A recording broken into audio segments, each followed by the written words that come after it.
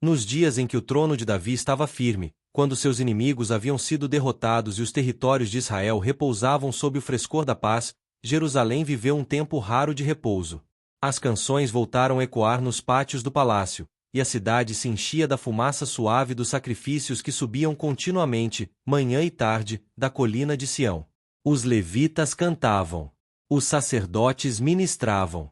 Os portões estavam seguros, os campos colhiam, e o povo dormia sem medo do aço inimigo. Mas, ainda assim, o coração do rei não repousava. Pois Davi era um homem para quem conquistas não bastavam. Ele carregava memória e promessa como outros carregam espada e escudo.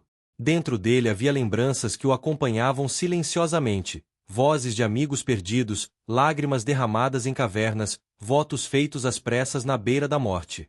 E em uma manhã tranquila, quando o palácio respirava silêncio e os servos andavam suavemente para não perturbar o rei, ele falou uma pergunta que parecia atravessar o tempo. Existe ainda algum que reste da casa de Saul, para que eu lhe mostre bondade por amor de Jonatas? 2 Samuel 9:1. A corte ficou inquieta, pois aquilo não era costume entre reis. Quando uma dinastia caía, sua linhagem era cortada como erva seca. Nenhum trono desejava herdeiros antigos rondando como sombras. A história dos povos era escrita com sangue e esquecimento. Mas Davi não era como os reis das nações.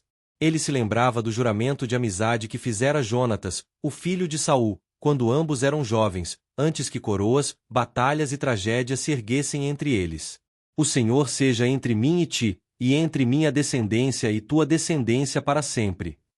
1 Samuel 20:42. Havia silêncio depois das palavras do rei. Era como se o passado tivesse entrado no salão. Então alguém falou do nome de um homem, Zeba, antigo servo da casa de Saul, alguém que sobrevivera ao desmoronamento da antiga monarquia e que administrara o que restara da propriedade. Mensageiros foram enviados, e Zeba foi trazido ao palácio. Ele entrou no grande salão de cedro, onde a luz da manhã corria pelas janelas e fazia brilhar o ouro dos utensílios. Ele se curvou profundamente diante do rei. És tu Zeba? Perguntou Davi. Teu servo é, respondeu ele. Davi manteve os olhos sobre ele, medindo palavras e silêncio, pois sabia que nem todo servo é verdadeiramente servo. Então perguntou uma segunda vez. Não há ainda alguém da casa de Saul, para que eu use com ele a bondade de Deus? O nome surgiu então, quase como um sussurro.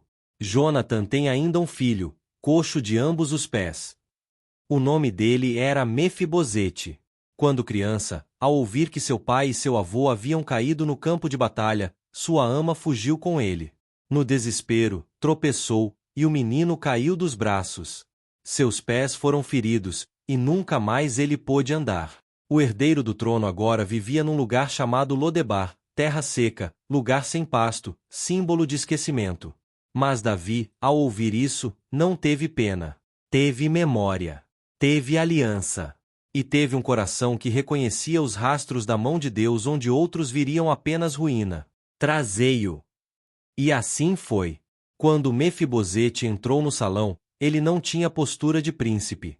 Sua caminhada era pesada, torta, lenta e dolorosa. Ele se prostrou diante do rei, sua testa tocando o chão.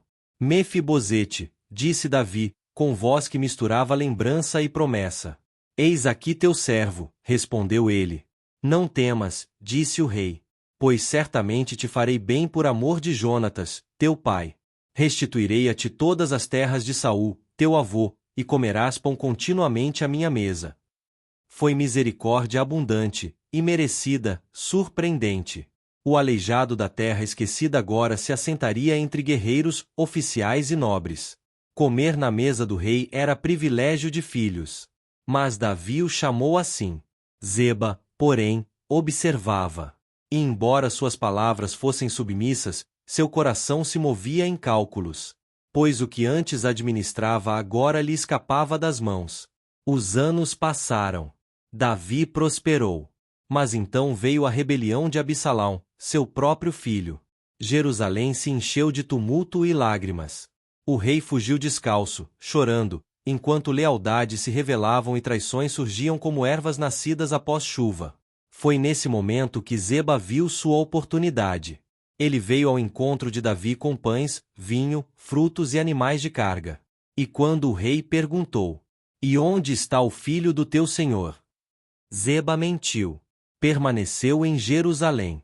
Pois disse: "Hoje restaurar-me-á a casa de Israel o reino de meu pai." A ferida foi profunda. O golpe, certeiro. Davi, cansado e traído, acreditou. E deu a Zeba tudo o que era de Mefibosete. Mas Deus não deixa a verdade enterrada para sempre. Quando Davi retornou vencedor, Mefibosete veio ao seu encontro. Não barbeado. Não vestido para a honra. Mas com aparência de luto, como quem lamentava não o trono, mas o rei. Ele falou: "Meu servo me enganou, mas eu não tenho direito de reclamar, pois tu me colocaste à tua mesa. Faze o que parecer bom aos teus olhos." Então Davi, cansado de guerras e dores, disse: "Tu e Zeba dividireis a terra." E Mefibosete respondeu: "Deixe que ele tome tudo. Basta-me que o meu senhor, o rei, tenha retornado em paz." Não há riqueza maior que essa, lealdade sem recompensa. Zeba desaparece da história. Mefibosete permanece como testemunho. Pois há aqueles que vivem de engano, e há aqueles que vivem de graça. Há aqueles que manipulam misericórdia, e há aqueles que descansam nela. Há aqueles que buscam herança, e há aqueles que buscam presença. No fim, a história não glorifica vencedores. Glorifica os que permanecem fiéis.